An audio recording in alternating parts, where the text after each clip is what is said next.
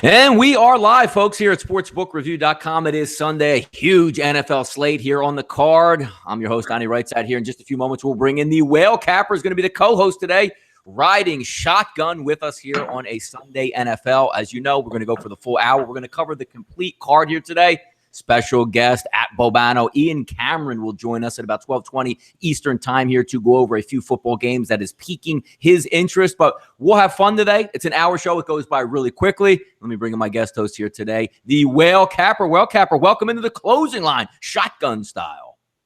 Good morning, Donnie. Thank you so much for having me today. This is an honor and a privilege to stand in for a big man on campus. So I can't wait to talk about some of these NFL games. It's going to be a great week for. Oh, fantastic, man. Just going to get some of these retweets out here for the show. If you guys are just in the chat box, I'll be in there momentarily. As you know, I'm really not as fleet of foot as I should be in my 40s here with technology. So sometimes I beat around the bush to get in there, but we do have a lot to talk about. As you know, each and every week, welcome into the chat box. Give your opinions out there. We'll try to get to as many things as possible. But as you know, we're going to cover the complete card here, go over some plays that we think have some advantages. And then with a couple minutes left in the show, both Will Capper and myself will provide some picks for the day that we think should help your wallet a little bit here. So why don't we set the table here and get after it? Let's go with a 1 o'clock start, 251, 252. As usual, we'll go right down in rotation here. The Miami Dolphins and the New England Patriots. Interesting one here. Tannehill obviously going to get the start versus Tom Brady. 2 straight weeks of the New England Patriots not looking very New England Patriot-ish at this point here. So one would think they need a big comeback win in this one. But hey, look, you can't fault the Dolphins. They're beating the teams in front of them here, now coming into Foxborough, seemingly a must-win situation if there ever is one for the New England Patriots. Not used to really being in the spot. 57% of the early wagers here coming in on New England Patriots. Line opened up at 7, Will Capper, but we're seeing 6.5s across the board. I actually saw some 6.5s today with maybe like a plus 100, but now looks like some money's coming back here on the New England Patriots. First glance at this game, what's your opinion here? So purely from a line value standpoint, it's with the Patriots. Preseason, we expected this to be New England minus 11. Last week, before they looked pretty pedestrian against the Lions, we were thinking we would see Patriots minus 9.5. They opened this thing at, close to a touchdown, and it gets bet in the direction of Miami. I haven't seen enough from the Dolphins to justify that you should have adjusted your power number by 5 points on these guys relative to New England through this part of the season. Just the whiff of dogs in the air and the fact that there is some chaos on the card today, almost certainly. And people kind of look at a team like Miami and they think, hey, if somebody's going to get frisky, maybe it's these guys. They've looked good. They're 3-0. They're covering spreads. That must be why the sentiment is to get involved with Miami here. I personally don't think that there's any value at all at 6.5, especially.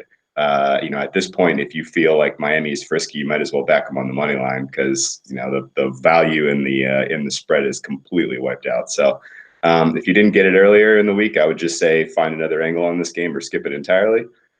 Presumably, if you like Miami, you probably like them to score points and go toe-to-toe with the Patriots here. So, you could probably find equal value in the over if it hasn't, hasn't moved as much as the Miami number has moved off of what would be expected. So I personally like the under in this game. I think, to me, the New England defense is Jekyll and Hyde. When they can generate pressure, they can at least, get teams off the field. And the Miami offensive line to me is an underperforming unit. The center of the middle of that line, those guys are all replacement level players. So I'm hopeful that the Patriots can get some pressure and disrupt Tannehill a little bit, make him more uncomfortable than he's looked through the first 3 games, and then in doing so have kind of a tighter, lower scoring Patriots win here today. Yeah, I agree. No, I agree with the Patriots call here. And the one thing that we were all waiting for the week is, how banged up the Patriots are. Gronkowski with the ankle, a couple offensive linemen, Flowers. There was a couple guys that you're waiting on. Looks like the only guy they're really missing here of substance would be Eric Rowe in the secondary, which again, it's Eric Rowe. It's not, a lockdown corner like, man, no way we're going to be able to function without Eric Rowe playing in the secondary today. So it looks like everybody's a go that needs to be, and rightfully so, because this is one of those games where you can't fall back too far in the division here if you are the New England Patriots. I agree. It looks like some money coming in Intertop's now showing a -6.5, -120. So it looks like that theory might be correct. You're betting that up to 7. Maybe for a Dolphins backer, you want to hang out for a little bit, maybe get at least a 7. Say, hey, they got to beat me by double digits in Foxborough. But I think you missed the best of it where it was dipping around that, 6, -6.5, +100 numbers look to be too and far between at this point. So I agree with you there. We'll lean on Tampa Bay. We'll lean on the Patriots in this one. I just think it's the overall better team. And again, you know me, Drew. I like to bet spots in the NFL. I think this is a great spot for New England, regardless of who's out there for New England. You're still going to have Tom Brady, you're still going to have Bill Belichick, and you're still going to have Foxborough. 3 things combined where these guys tend to play well and step up in big spots. So I'm in agreement with you. An interesting one here. Some line flipping back and forth here. 253, 254. Houston and Indianapolis. Deshaun Watson going to take his Houston show on the road, 0-3. I don't know if you want to say a must win at this point. Obviously, 0-3 teams really don't make the playoffs. So maybe there's playing for a little bit of pride at this point. And let's just see what happens if we can pick up a win. And maybe Tennessee stumbles, maybe Jacksonville stumbles today. And, we can look for maybe managing back in this division. But going to get a taste of Andrew Luck here at home. Not the most fleet of foot offense, to say the least. More plodding in the first couple weeks, but playing some pretty good defense, which is very un-Indianapolis Colts like in the beginning of the season here. So some interesting numbers are going to pop up here. Let's review those together. 48, the over-under looks like across the board. We saw the line opened up 1.5 or 2 during the week. Most of that lineage staying between Indianapolis Colts, like that 1.5, 1 in that range. But now you're seeing some numbers come back to Houston here. -1, -101. Chris now -1, -115 in the favor of the Houston Texans. Just looking at these two teams together for myself, I think Houston overall, I think we can agree, is probably the more talented team, but something just isn't clicking in there. I've never been a big believer in Bill O'Brien. Maybe the quarterback is a little bit slow right now. He's not wearing a brace. So to me, when I watch him play, it doesn't look like he's slowed by the knee, but maybe just the confidence factor, just making the dumb red zone turnovers at this point. What are we going to see out of this football game when we're coming down to it? Because to me, you have to show me, Houston, that you can win a football game and be competent here. Yeah, no, this is all or nothing for Bill O'Brien. Right, he goes 0-4, then he can pretty much start preparing his resume. This is you win this game against an opponent in division that you match up well against, or you start looking for a job. And I would say that the line value early in the week was clearly on Houston. Again, I'm going to go back to the well here about the look-ahead lines. Preseason, we expected Houston -3 here. Last week, we expected Houston -1.5. They opened at Indy -1.5. My gut was telling me, hey, Houston's a live dog. They're going to get a win here. So I backed them on the money line at about +112, expecting that to kind of drift in their direction. And sure enough, now they're favored by -1 in this game. And that seems to me pretty reasonable. So I don't necessarily see a very solid edge on the line any longer. There's probably a pretty nice angle opening up on the under on this one. If there's one thing that Indianapolis has exceeded expectations so far this season, to me, it's their defense. Their defense has got some players on it that are emerging and look like real decent NFL players. The Indianapolis Colts last year, through 3 quarters of almost every game they played, looked like a competent NFL team. And then they just completely collapsed in the 4th quarter of like every single game. So it's, the chances that they kind of have made just enough adjustments under the new regime to be a competitive football team. Not shocking. But that said, they are defending well in the short and middle range of the field. We know Deshaun Watson, when he's succeeded, he's been taking shots down the field with guys like Fuller and Hopkins to throw to, who can create space down the field. I'm expecting to see that out of Houston today. And if we don't, then, like I said, it's time for Bill O'Brien to start looking for a job.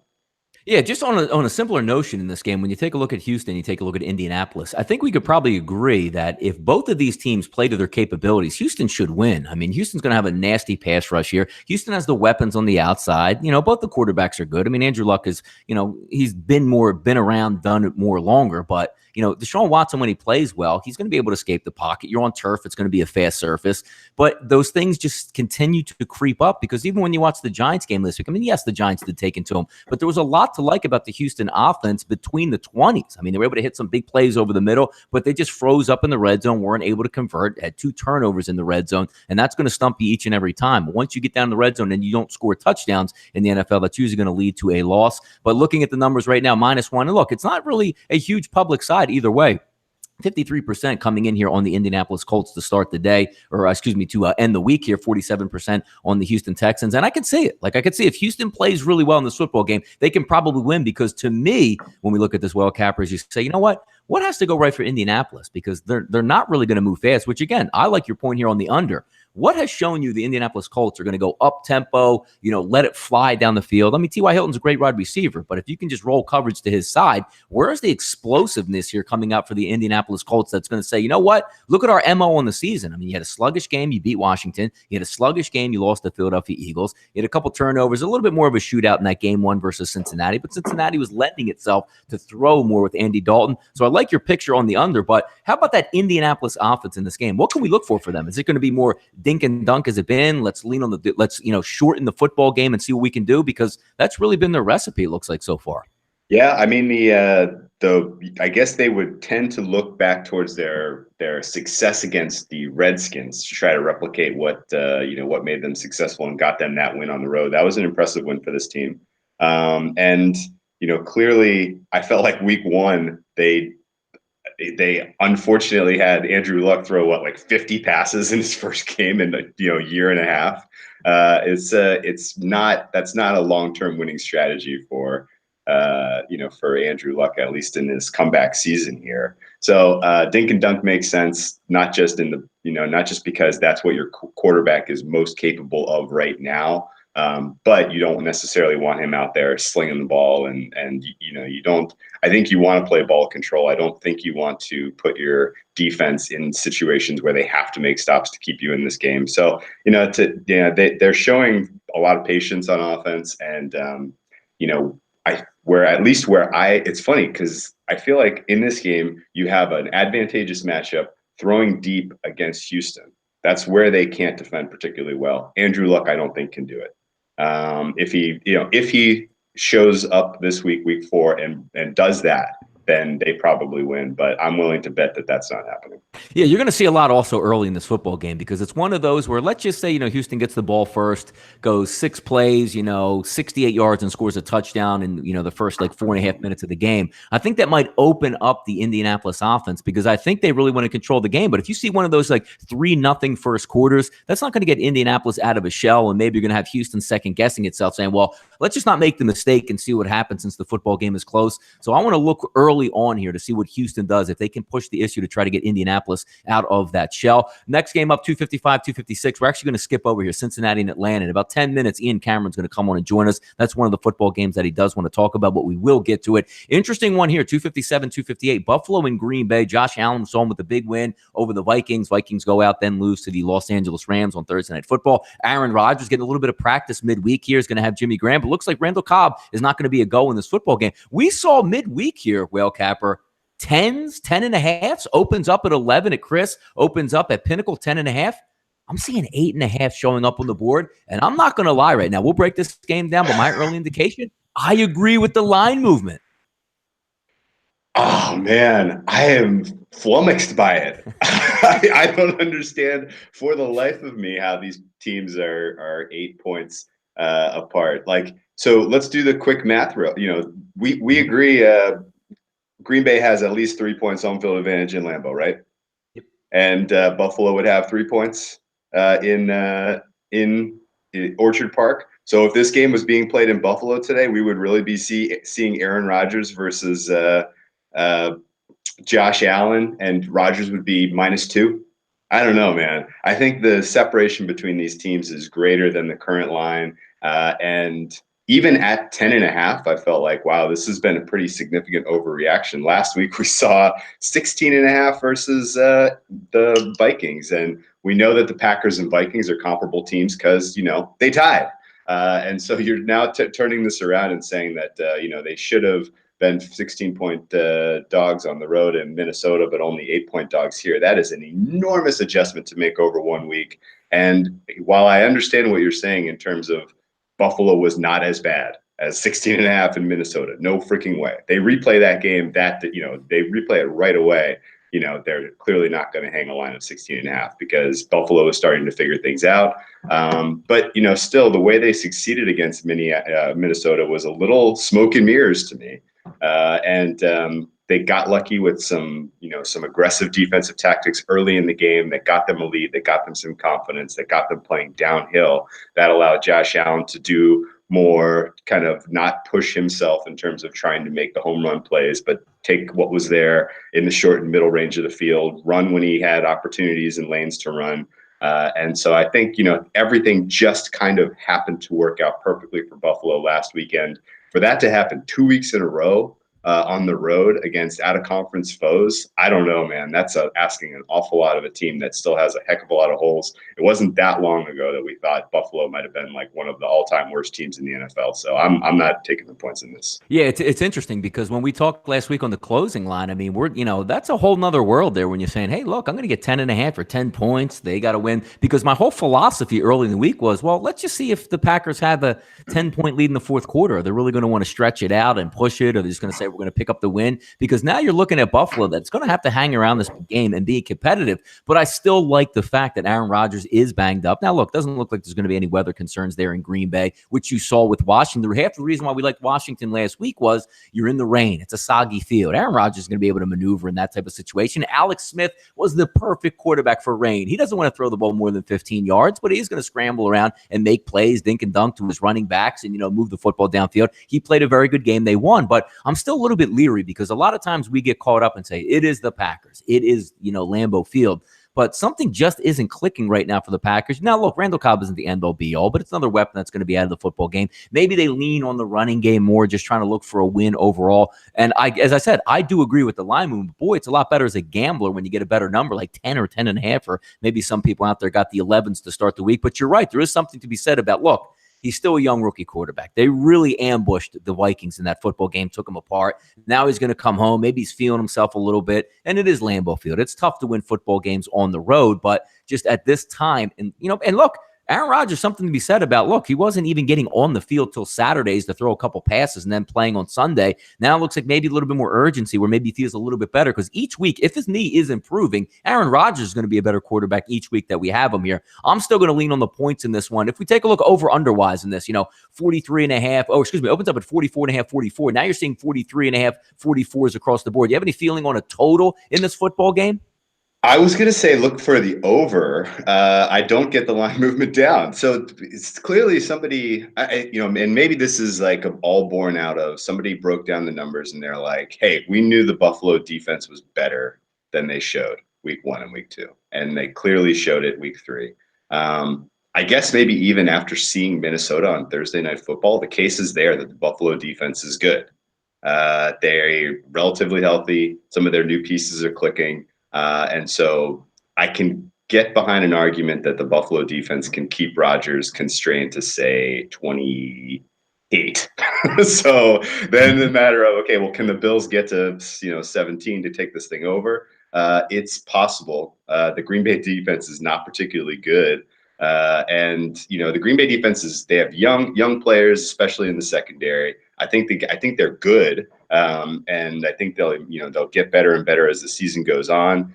Do they pick off Josh Allen a couple times in this game, maybe even get a defensive score? I think the possibility is there. And kind of adding all of this stuff up, really, I have a tough time making, particularly strong case for the under here. And earlier in the week, I was kind of waiting on to see what the team total would shape up for the Packers, see if I could get a team total over on the Packers. But looks a little messy there, a little sloppy in the field. Aaron Rodgers a little dinged up. All of this kind of adds up to a stay away from me. Yeah, no, it is. It's a really interesting contrast because you're right. If it was a couple weeks ago, maybe Aaron Rodgers wasn't hurt. You figured they would just take apart the Bills. Now you have, last week heading into there, it was one of those things where you have a football team. Like, what do you have to lose? What do you have to lose by the Bills going on the road? Everybody knows we're going to get smacked in this game. Oh my God, I don't have Shady McCoy. We have a rookie quarterback. We have guys retiring at the half. And they sort of, as Chris Byrne would say, we circle the wagons here like the Buffalo Bills. They did that, picked up the victory. If they can go back-to-back and beat the Vikings, the NFC North teams, the Vikings and the Packers, both on the road, maybe we have to reevaluate what actually Sean McDermott is doing up there and the key to success that they have. Ian Cameron should be joining us here in just a few moments away from the pop on the line because the next game, we might as well get it started before he even gets in here. 255, 256, Cincinnati and the Atlanta Falcons. Interesting line movement. This one, about a 50-50 ticket split, which I always like to see, which I think is kind of kind of cool here. Pinnacle opens up 5.5. Chris opens up 5.5. And now look at this. Chris, -3, -126. Intertops, -3.5. Bet Online, -3.5. -106 in this one. Atlanta, to me, look, Atlanta to me, getting shortchanged here, man. I don't know when Cincinnati turned into Joe Montana and the 49ers, where everybody has to have a piece of them, like last week with Carolina. And this week, am I wrong here? Did I miss something? You might be muted. I think Ian's got his. Go ahead, Will. I'll start with him. We'll bring Ian in here in a second. Go ahead. To me, in this one, again, another one where I really don't understand the line movement. Maybe that's a bad sign for my week overall, that I'm just looking at these lines like, why in the world are they going the way they're going? I am at the point now where I'm adding Atlanta. I can't let this. There we go. I can't let this go by. Donnie, how many weeks has Atlanta been at home? Would this be the third straight week, I believe? Number 3. Yes. On top of the third straight week at home, they played their first week on the road on a Thursday night football. They have been at home. They have been comfortable at home for a month. On top of that, we've seen this offense find its groove in the dome. Their players are specifically, their roster was constructed on offense to thrive on this surface. Like, they built this stadium with the team and the roster in mind, and it's perfect compatibility. This Falcons team is going to score, and I would look for the Falcons team total over at this point. The Bengals defense, second week on the road, second week playing a particularly tough team. They got gashed last week. It was awful. They lost an important piece in their defensive tackle. Their secondary cannot cover deep down the field. There is nothing in this game that I can really point to about the Bengals and say, they're a frisky dog. Andy Dalton throws 4 picks last week. He's a confidence guy, and now he's got a confidence question mark. So, it's a pretty easy look here for me, and you're going to give me a couple of free points to take the Falcons. I'm in on it. We're about to be best friends here in a moment. Now, let's bring on Ian Cameron. Give him a follow here on Twitter @Bobano. I know he specifically wanted to talk about this football game. Ian, welcome into the show. You heard the Whale Capper go over it. You already know where I'm leaning here before I jump into the fray. How about yourself here? Atlanta, Cincinnati, what can we expect today? Well, I'm on the other side, but I got a much better number. See, that's why we brought you in late. That's why we brought you in late. Yes. But you're moving the lines. No, that could be it. I hope. Yeah, in my dreams. Yeah, but basically Cincinnati plus 5.5 here is what I got early in the week. I posted it on Twitter, I think on Monday or Tuesday, because I knew this line had to move. I mean, we're at the point with the Atlanta. Everyone's talking about Cincinnati's defense. They're going to be calling Donnie, Whale Capper, Jeff Nadeau, anybody at SBR to suit up for them on defense, this Atlanta team. That is how banged up they are. This is a absolutely decimated defensive football team right now coming into this game. You already lost Keanu Neal. You already lost Deion Jones. You're down Ricardo Allen now at the safety position. Dak McKinley banged up, may or may not play in this game. Pass rusher. Yeah, that's not good for the Atlanta Falcons. This is a chance, I think, for Cincinnati to get going offensively. Andy Dalton's capable of doing that. I think if he can settle in, avoid the mistakes, we know he can make those, no question. But A.J. Green, I think, being on the field, probable upgraded, will play in this game. Big deal for the Bengals passing attack. Should be able to make plays against this Atlanta team. There's always the fear of this Atlanta offense. They were phenomenal last week against the Saints. They didn't lose that game because of Matt Ryan. They finally fixed their red zone issues in that game last week.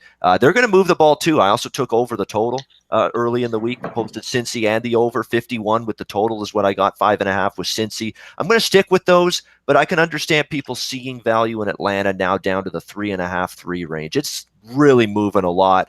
Too much for my liking, and it's at the point where if you did not back the Cincinnati side at the time I did, you may be better off leaving it alone at this current number.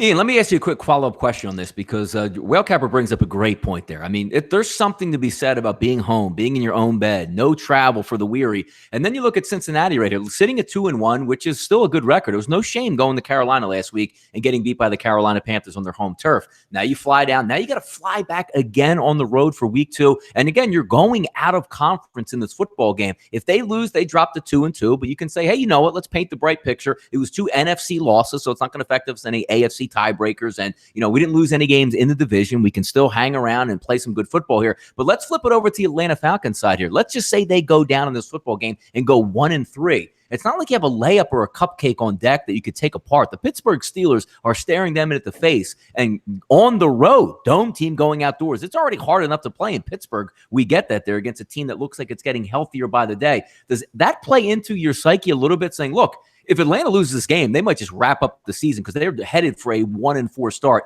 They're at home. They have to take care of business, spots here. Do you look forward to that? Or are you just going to take this as like a one-game capsule saying, look, I just think Cincinnati can move the football here today? Yeah, the NFL is a situational league. It's definitely a spot league. We know that for a fact. When you're betting these games, you got to look at it week to week, individual entities, good spots versus bad spots. I'm still in certain situations going to rate the fundamentals, which is the matchups, a little bit more than the situationals, because I think at the end of the day, you got to have teams that can get it done with their offense, with their defense on the football field. And when I can get a +5.5 early in the week, like I did against a banged up, bruised, beleaguered defense from an injury standpoint in a game that's got that feel of last team with the football may win the game here today, I'm going to take it. Now, I know it's not the greatest situation for Cincy, 2 straight road games, both of them in the NFC against teams outside the conference, no question. Atlanta, you're right. I mean, they're in a situation now, back-to-back home games. They don't want to lose back-to-back home games. They need the win badly here, but I'm not sure this team can field a defense right now capable of stopping even decent offensive football teams, let alone good ones. Is Cincy good? No, they're not as good as New Orleans. No, not even close in my mind. But we know with Andy Dalton against a weakened defense can still make some plays, and you've still got a very dangerous weapon down the field in A.J. Green. Would have liked to see Mixon play in this game because I think he's a big difference. I'm done with Gio Bernard. That guy does nothing for me at the running back spot. I've seen enough. He can go away and hide and go into a hole and stay there as far as I'm concerned. He can't get anything going here for this team running the football. So him instead of Mixon's a big loss for the Bengals. But I think this pass offense, which is going to be the focal point for them today, is where they'll do their damage. Like I say, I got a good number with Cincy. I beat the market. I'm happy with that. Hopefully I get the W. I think, though, if you want Cincy now, you're losing a lot of value, too much for my liking. Can I ask a question about that? Go ahead. Yep, absolutely. Step in. So, let me ask you a question. So, first of all, congratulations on capturing line value. The name of the game in the NFL, if you're betting early in the week and you're getting that line value over the course of the season, you're going to do really well. So if you got all on over in the 40s or 50 range, then that's already a win in my book. If you got on Cincinnati +5.5, then that's already a win. For those who are listening now who are trying to make a play on this one, if you agree with Ian's take over our takes, because the people in the chat mentioned it, I think it's very true. This Atlanta defense, they went from good, if not great potential to like bottom 5 when they lost Neal and Jones. And that's, so there's no doubt about that. This defense will concede points.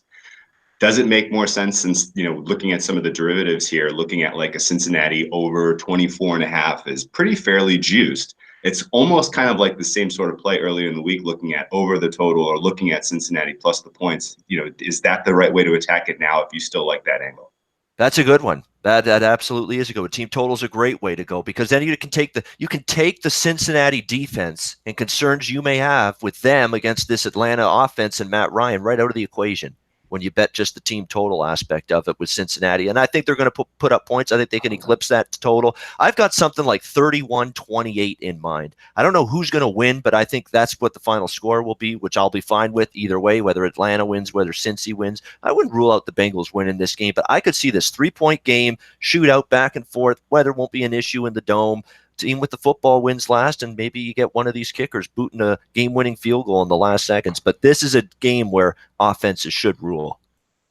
No, I would agree with that too, because when you're looking, even now, you have a little bit of a buyback. We saw like 53.5 early to midweek. Now you're seeing the 51.5 show up at Chris. But trust me, this game to me doesn't feel like, well, Cincinnati's going to come into the game and say, boy, Atlanta has a really good offense. Let's slow it down here and use tempo. With who? Who are you running the football with? Mark Walton in the backfield? Gio Bernard? It's not like you can just have Mixon out there and pound it and say we're going to run the rock 25 times. Neither one of these teams has a hammer in the backfield. I look at the same type. I mean, look, you might not get as many points as you had last week in the overtime game, 43-37. But this game in no way, shape, or form shapes up as one team saying, let's slow it down in here and take a deep breath. That's just the way I see it. I want to throw out one point about the overtime game last week, New Orleans, Atlanta, and relate that to the overtime game 2 weeks ago, Minnesota, Green Bay. What did we see from Minnesota and Green Bay last week after that grueling physical overtime game? We saw flat performances. We saw poor performances from both of those football teams. Beware the Saints today. Beware the Falcons today. How do they react after a grueling, intense, divisional battle that went almost through the entire 10-minute overtime session last week?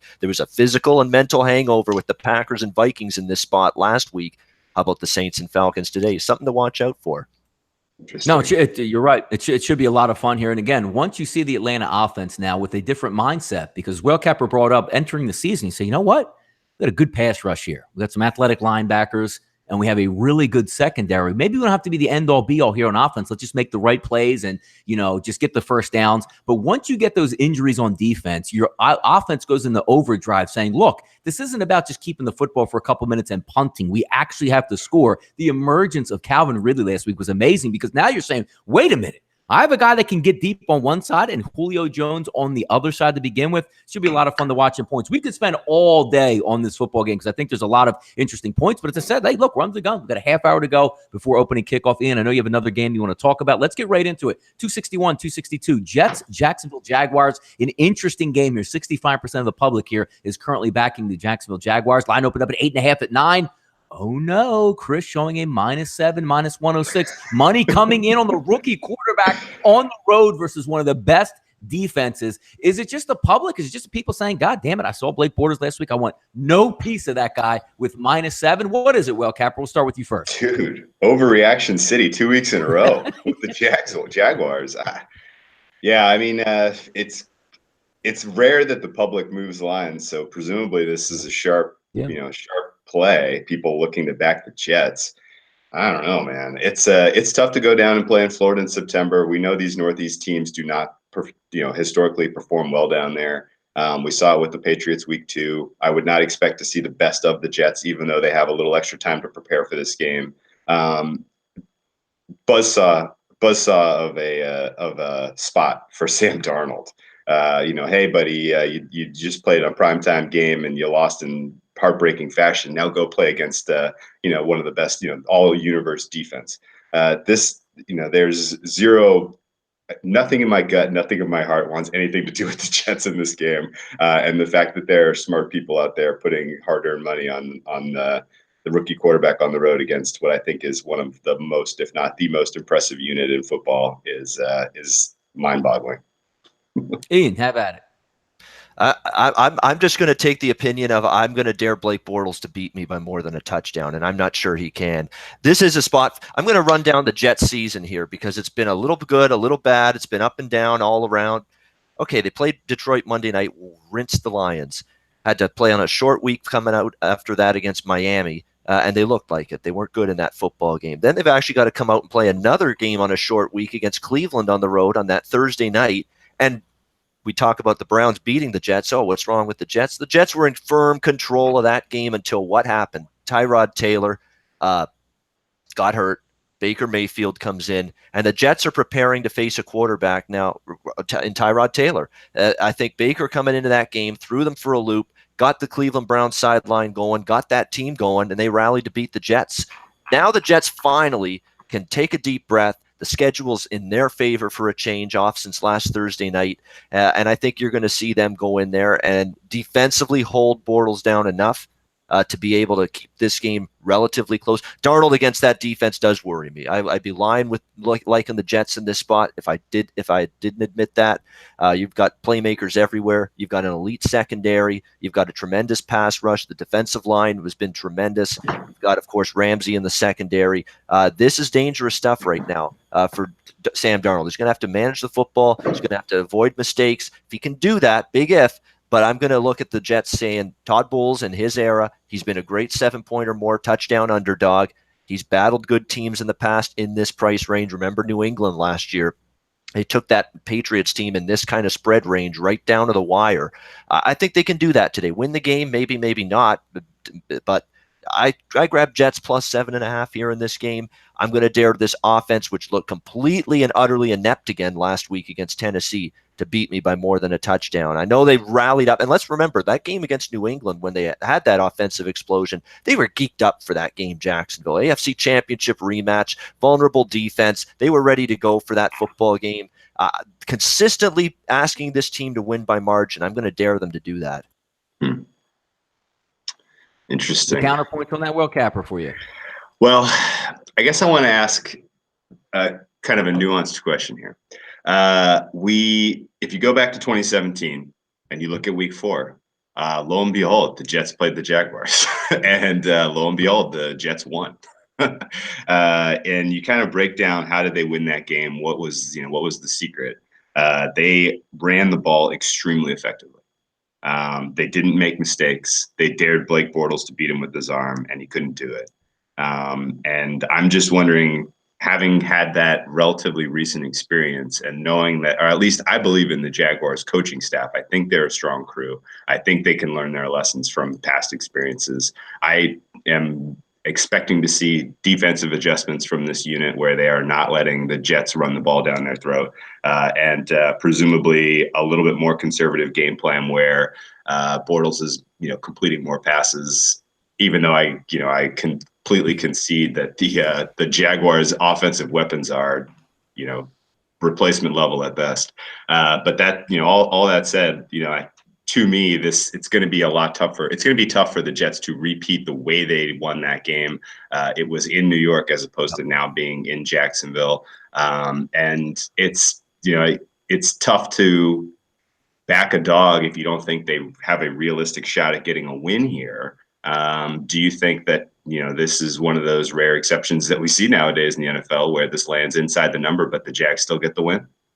I could clearly see that. I could see Jaguars by 3, by 4, by 7. And I'm still good because I got the hook on it with the New York Jets. But you're right about the weapons for the Jacksonville Jaguars. They leave a lot to be desired. Not like the Jets are burning people up with their tremendous level of skill position talent either. But Jacksonville, they've got, D.D. Westbrook. Keelan Cole looks like he's got a little potential for them. But these aren't guys you're going to really say right now they're going to be big-time weapons in an NFL offense for years to come. You've still got to see more from them as time goes on. So if you're the Jets defensively, you're not really worried about focusing your defensive coverages onto one guy on this Jacksonville team. I think that's going to allow you to play a little bit more of an aggressive style in this football game and help their chances. And they're going to need that defense today, the Jets, because Sam Darnold against that Jacksonville defense going to be, I think, tough sledding for him. Under the total makes sense, but obviously it's well reflected in the number.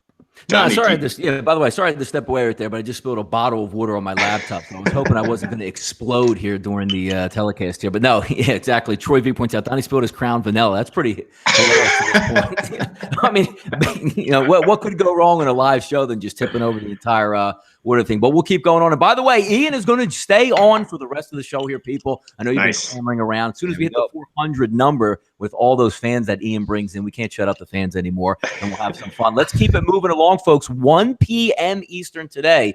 How about this game here? And I know there's a lot of splits on this one, 259, 260. Detroit and Dallas all week long opens up 3.5. We see threes. Now we're down to 2 at Chris with an over under 44. Look, I love taking home dogs. I love taking home teams even that are laying under 3. I try to find a way to find these teams early in the week and say, where can they exploit a mismatch here if you're the Dallas Cowboys trying to get after the Detroit Lions, or how can the Lions go on the road and try to pick up a victory? And look, me, when I say it a lot, you have to show me what you can do a lot before I can bet your football team or just throw it to the wind and say, yeah, I think Dallas is going to step up in this situation.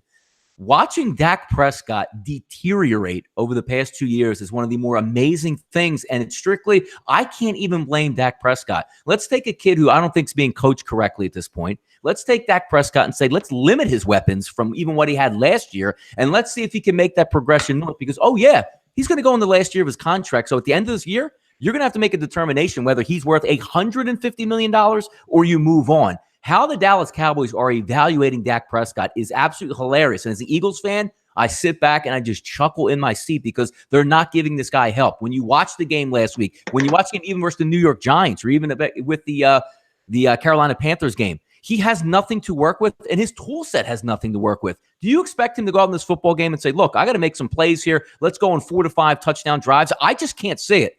Ian, we'll start with you first in this game. I won't be betting this game either way, but I can't put my money on Dallas. And look how cheap that line is. It's amazing. I mean, what would you expect Dak Prescott to do? I mean, you've got an offensive line that's nowhere near what it was 2 years ago. You know what? The Travis Frederick thing, and I want to go back to his absence, the center. Not only is he a great football player, not only is he an anchor on that offensive line, he's smart. He's intelligent. He's making different calls at the line on a weekly basis and getting the offense into the right play, against defensive coverages. They miss that intellect from Travis Frederick, too. His brain power as much as his physical ability. So I think that's a big deal for this Dallas team. And then you talk about the lack of downfield weapons. I mean, that can't be any clearer. When you have Cole Beasley as maybe your biggest threat, you got problems as far as I'm concerned. You got Allen Hurns and you're dealing with, Michael Gallup. And it's just such a patchwork, poor amount of skill position talent that Prescott's got to work with. It's not a real big shock. The offense, to me, is struggling. The defense deserves better. I think this defense for Dallas is good. They've got a great up-front defensive front that can get after you. Wait till Irving gets back. I mean, DeMarcus Lawrence. I mean, they've got a great crew of Randy Gregory. They got a great crew up front there. But now we get to the point, and once again, we get to this point, guys, every year, Sean Lee getting hurt. And we know how much different this Dallas defense is with him and without him. 9-3 with Sean Lee straight up the last 2 seasons. How about 1-6 the last 7 games without Sean Lee on the football field? I'm telling you, I'm leaning Detroit now with this Sean Lee absence. That bothers me enough. The problem I have is this looks like strength versus strength and weakness versus weakness. I don't like Detroit's defense. I don't like Dallas's offense. I like Detroit's offense and I like Dallas's defense, although I don't like it as much without Sean Lee. That's the tipping point to me, so I'll lean a little bit to Detroit here. Drew, go ahead. I'm looking for Detroit money line here. I grabbed it early in the week at about plus 144. That's drifted down into the plus 120 range, so I feel like I captured a little line value there. I'm pretty psyched about that. In terms of a matchup standpoint, and do I still see value on Detroit money line? I think I do. Love the point brought up by Ian about Sean Lee being out. We all have Cowboys friends in our lives. It's impossible to avoid them. And I brought this up to Cowboys friends who were like, "Oh no, they're good. They're better at home. They'll be fine." And you're like, "Really? Even with Sean Lee out?" And kind of point out what I think is a huge disadvantage for the Cowboys. The Sean Lee, not just as a player, but more as like an on-field coach. We've seen a lot of media and coverage of exactly what this guy does in terms of his on-field coaching, getting guys in the right positions, actually getting the defense out of bad looks on the fly. Like, he's done an extremely good job of that over the last couple of years. And that is why you see them underperform on defense when he is not in the game over the last several years, in my opinion. So him, even if he wasn't playing at his best level ever so far through this season, I still think you're talking about a meaningful impact of not having him on the field there. Combine that with the fact that Detroit now has some momentum after beating the Patriots. It can always go 2 ways when you have a huge win like this over a team, kind of a regime-defining win for Matt Patricia. You can kind of look at it and say, okay, well, now they got some momentum. Now they're going to go and drop the hammer again. Or you can say, they're going to spend all week celebrating and not prepare appropriately for this game and come out and underperform. I'm going to go with the former here. I think Detroit kind of captured what they need to be a more balanced offense with the emergence of Kerryon Johnson. I like that they have Blunt to get the short yardage gains when they need it at the goal line, when they need it on 3rd and 4th and short, but they have Kerryon Johnson as a dynamic weapon in that backfield so that they can check out of pass plays at the line when it looks like the Cowboys have good coverage, and they can get Kerryon Johnson, 7 yards on a swing outside the tackles or something like that. So the Detroit offense, to me, in this game is going to absolutely shine. And so then it's a matter of can Dallas score? I just want to bring up real quickly the most hilarious quote of the entire season to this point, and it was Jerry Jones on his weekly radio hit. Did you guys hear this? No, go ahead. They asked Jones, hey, what do you think about this offense? And he compared them to the Rams. He was like, I think we got a pretty comparable offense to the Rams. Because they got He said, I heard that. He said, I see a lot of similarities between the Cowboys and Rams offense. What, that you're in the NFC? That's the only similarity I see, Jerry. We both have quarterbacks. We both have running backs. Mm-hmm. We both have offensive lines. We both play football. That is the end of the comparison. Yeah. There is so little about what this team does compared to what the Rams do. I can't even begin to imagine what he was talking about. It was literally the most ridiculous quote of the week. And it boils down to why you can't necessarily feel great about the future of the Cowboys as a franchise. They're being run by a guy who doesn't understand football in this day and age. He hit on a couple of good offensive line draft picks, thinks he's a genius at drafting. And, oh, by the way, the entire league is pivoting into a pass-first approach. And you are like now stacking, you go and you draft Zeke Elliott instead of a guy like Jalen Ramsey. Like all of these things are mistakes that I think add up to kind of long-term futility for the Cowboys. And he refuses to move on from Jason Garrett, which I think Garrett has got to get replaced. He is doing absolutely nothing in terms of innovating. He is not seeing where Dak Prescott was successful in his rookie year and putting him back in those situations. He keeps asking him to do other things. They cannot develop a quarterback. So much of being successful as an offensive coach, in my opinion, isn't just like scripting plays. It isn't just crafting like series. It's developing your players, and they have regressed this guy amazingly. So it's they got to move on. The sooner the better. Hopefully, for Dallas fans' sake, they have enough of a losing season that they can kind of blow it up with the coaching staff and start over next year. But this is the kind of game where I feel like in a couple of weeks we look back and be like, can you believe Detroit was underdogs in this? No, we could definitely see it there. We'll get through these 1 o'clock games. 2 more to go. 263, 264, Tampa Bay, Chicago. Fitzpatrick and Trubisky out here. 2 different style quarterbacks. One more of a gunslinger, one more of the athlete, just looking to make the right throw and get through. You're looking at this line, maybe you're getting it cheap depending on what you think. 55% are going to back the Chicago Bears, and this one opened up at 3. We're still sitting at 3. But a lot less juice on that 3 from the Chicago Bears option. -3 plus 100s look like they're across the board.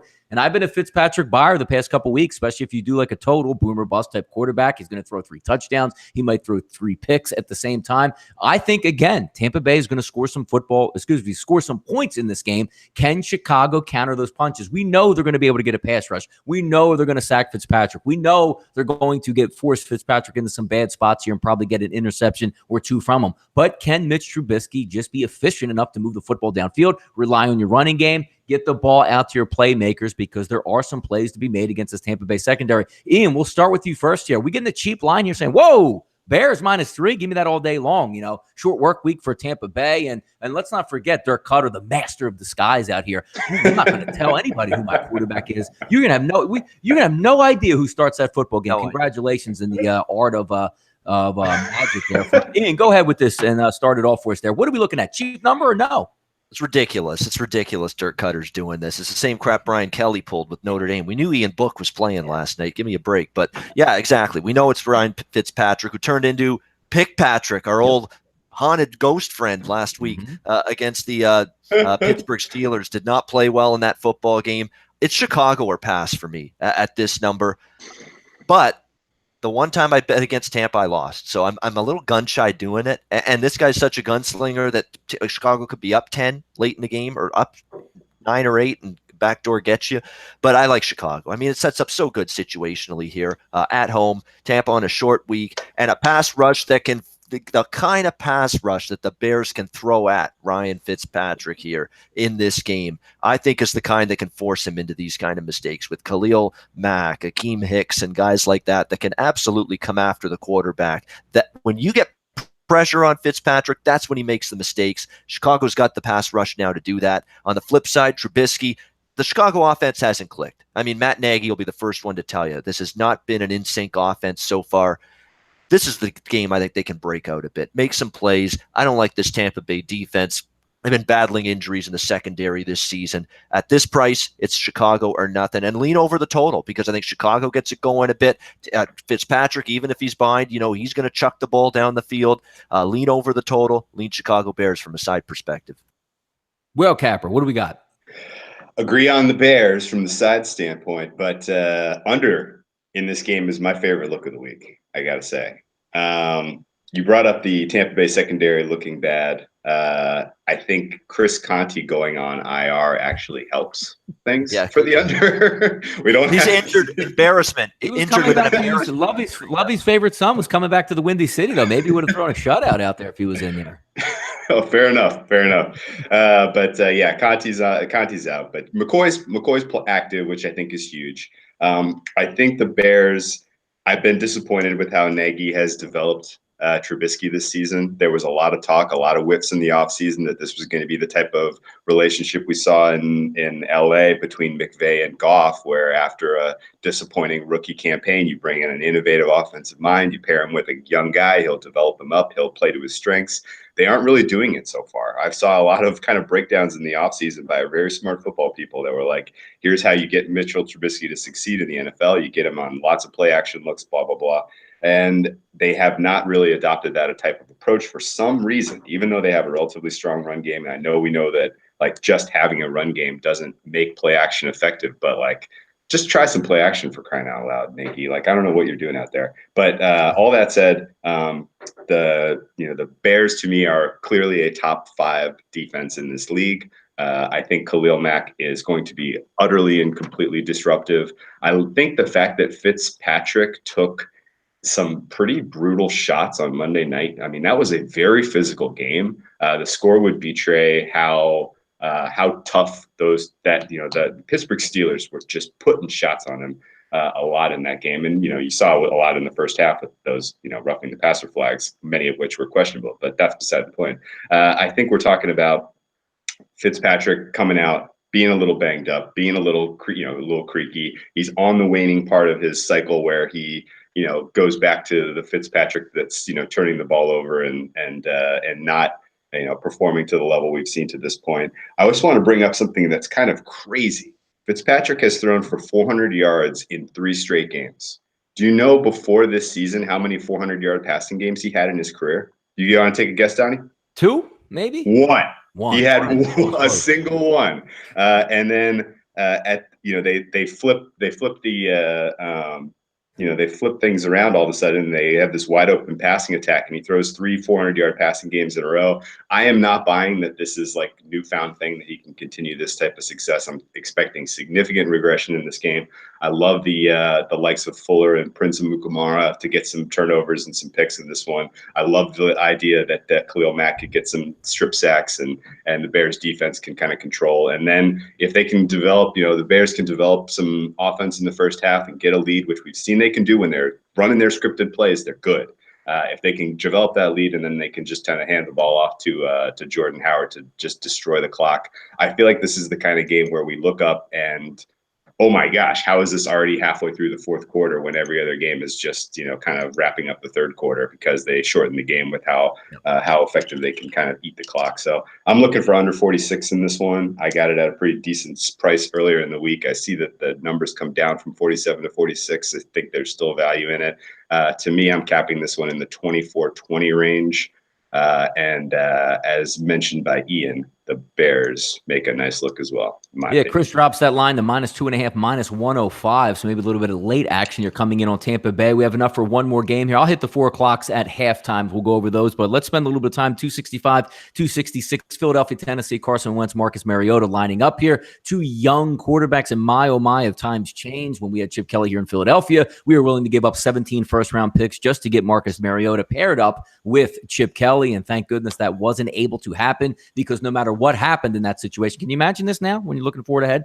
We were going to risk 3 first-round picks and Fletcher Cox to get Marcus Mariota. My goodness, cooler heads failed. That was an amazing, amazing story. But thank goodness that Tennessee regime said no package is high enough for us to be able to trade Marcus Mariota. Thank you, Tennessee.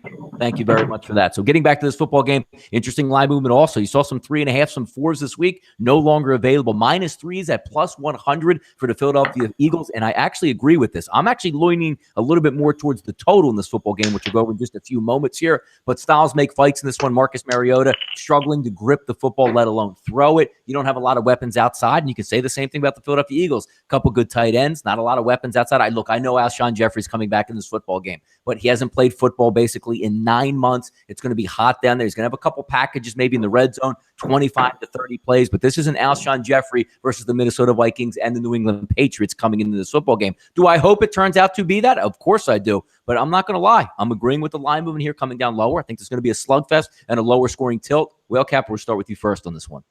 I'm taking a contrarian under on this one. It doesn't feel great. I just am not. I'm not buying into what the defense for the Philadelphia Eagles is running out there this year. I think that you look at the box score from last week against Indianapolis, and even though that was a 36-point game, it was kind of futility on third down that really ruled the score sheet, and that could have been easily, a mid-40s type of game. I'm expecting both teams in this one to get into the 20s, and so looking at a 41.5, I couldn't help myself. I took the over. Okay, yeah, no, we'll be on opposite. We'll explain that in just a second. Ian, go ahead real quick on this football game. Eagles and Titans, what you might be expecting from this game, capping it. Yeah, I don't have much on this game, Donnie, but it's a funny game. How the Tennessee Titans are 2-1 is mind-boggling to me. I don't know how the hell they've done it. Marcus Mariota's been banged up. Blaine Gabbert, when he's been in there, has been absolutely atrocious. And thankfully, believe it or not, Blaine Gabbert knocked out with a concussion, and they had to put Marcus Mariota back into that football game. And he wasn't great, but at least he was more effective at quarterback than Gabbert was, and helped the Titans pull out an ugly 9-6 win against Jacksonville last week. Their defense has actually been solid so far, this Tennessee team, which has been impressive. And Donnie mentioned it. The Eagles still have not put things together offensively. I thought Carson Wentz had some good moments, had some shaky moments last week, but you'd expect that from a guy that hasn't started in a football game in a very, very long time. He does have Jeffrey back, but Jay Ajayi's playing with a fracture in his back. You've got a couple other guys on this Philly offense banged up. To me, the total is just too low for me to bet it under. And I think that's kind of what Will Capper's going with here in terms of the over. There's a little value at such a low number, but I still think the defenses are going to be ahead of the offense in this game. But like I say, you want to go ahead and bet under 41.5 in the NFL. Man, it's like pulling teeth these days. It's so tricky. It's like hold your nose, say a few prayers, and hope things turn out well. No, I completely agree with you there. But when it's 12:56, folks, we went over all the 1 o'clock games. As I said, I'll be back on at halftime myself. We'll go over those 4 o'clock games, speed through some things of how they were breaking out in the first half. But now's the time that everybody tunes in for in the chat box. Did they give their plays out? Did we go over some plays? What did we give out? Last week on the closing line, both me and Jeff were on here. We had a really good time, really good, profitable. I'll start out with my 2 plays that I do like to give here, and both are going to be at 1 o'clock, folks. I'm going to go 256 Atlanta, -3, -120 at Chris right now. I just think they're undervalued. Maybe not at 5.5, 6, or 4.5, but if you're going to give me 3 with the home team here, I actually think it's going to win the football game. I'm going to take Atlanta. My second game, we just talked about 265, 266, the Philadelphia under 41.5. I just think styles make fights out here. I think it's going to be a slugfest, 2 good defense getting after it, but more importantly than 2 good defenses, 2 offenses that haven't shown the ability to stretch the field. I think it's going to be a slugfest down there, maybe like a 21-17 type battle. I think the Eagles are going to win the football game, but I'm going to go under. Those are my 2. Well, Capper, how about you today, man? I got 5 in play in these 1 o'clock spots. I'm on the under. Under in New England. I'm under in Chicago. And I'm under 47.5 in New England at -101, under 46 in Chicago at +103. Looking for the home defenses to really set the tone in both of those games. I'm on the over in Tennessee at 41.5 at +100. We just talked about that one. And then I like your look on the Falcons. I'm going to add them as well. I'm going to go a little bit, more risky and take the 3.5 with a little better odds. And then I'm also looking for Detroit on the money line still. I have a play in on the Texans in the money line, but with the way the line is moved, I wouldn't necessarily advocate to still make that play because most of the value is gone. But I do think we see the Texans finally get in the win column. And that's it for me in the morning. Awesome. There you go. Ian, wrap it up here with us. Give us a couple plays that we can chew on today and have some fun and pick up some dubs. I'm going to go 3 plays, 1 o'clock, a 4 o'clock, and Sunday night. Oh, there you go. You got your whole day planned. Let's go. Get it. Yeah. Cincy, Atlanta, there's a 52 out there at Chris with the total. Over 52, -115 right now. That's the best number out there. Give me Bengals, Falcons over 52. Give me Browns, Raiders over 44.5. I've mentioned that game all week. Baker Mayfield will make plays against that Oakland defense, but Derek Carr and the Raiders, their offense has not been an issue. I think they're going to move the ball there too, over 44.5. Browns, Raiders. And Sunday night, give me what I think is still the better football team, and I think in a little bit better spot with Pittsburgh on a short week. We're going to go Ravens. Fly. Hold the Ravens. Nevermore if you're a wrestling fan. Baltimore +3 against Pittsburgh on Sunday Night Football. A lot of fun this week, folks. Another closing line in the books here. We couldn't get to every game, but look, when the knowledge and information is there and flowing, we got you through the 1 o'clock. So I'll guide you through those 4 o'clocks when we come on to half. For Whale Capper, for Ian Cameron at Bobano on Twitter, also give Whale Capper a follow. I believe it's, what is it? Whale? Is it? Give your Twitter account there real quick. Whale_Capper on Twitter. All my content's there. Thanks for having me, Donnie. Best of luck today, fellas. Ian, loved your takes with you on the Ravens. With you, Whale Capper. Lots of fun. Nope. Give us a follow here at SBR Sports Picks, sportsbookreview.com. That's been the closing line for Sunday. Join us at the half. And of course, as you know, hit that subscribe button every single time we go live. You don't have to worry about it. You get that notification there. Enjoy, folks. Cash your tickets. We'll see you again soon. Good luck, everybody.